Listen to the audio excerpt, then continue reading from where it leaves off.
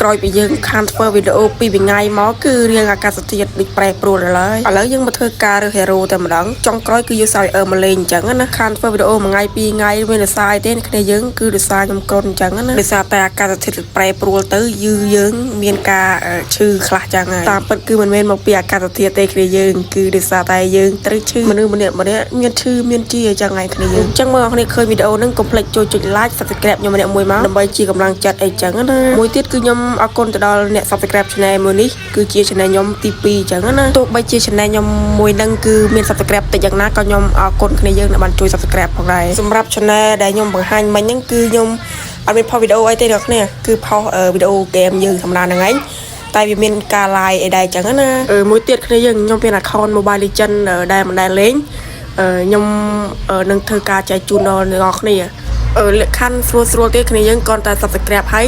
comment ថាចង់បានគឺខ្ញុំនឹងចាប់ឆ្នោតតែម្ដងអញ្ចឹងបើអ្នកចង់បាន comment មកមួយទៀតគ្នាយើងបើសិនជាមានតម្រូវការចង់ដាក់ពេជ្រក្នុងកម្រិតដាក់តាមសាក់ top up គឺគាត់មានសេវាកម្មល្អមែនតើហើយក៏មានតម្លៃធូរថ្លៃផងដែរក៏មានពីរជម្រើសសម្រាប់ការដាក់គឺដាក់តាម website ហើយនិងដាក់តាម page ឲ្យគាត់ដាក់អញ្ចឹងណាឥឡូវយើងងាក gameplay យើងវិញវគ្គហ្នឹងគឺខ្ញុំដក server អញ្ចឹងណាគ្នាយើងដឹងអត់លេងចុះឡើង enemy key surrender ហើយតែ team យើងខ្លាំងអញ្ចឹងណាហើយខ្ញុំសូមនិយាយតាមត្រង់ខ្ញុំអត់ចេះលេង server ទេគ្នាយើងថាមកឲ្យងាប់ទេចង់ក្រោយងាប់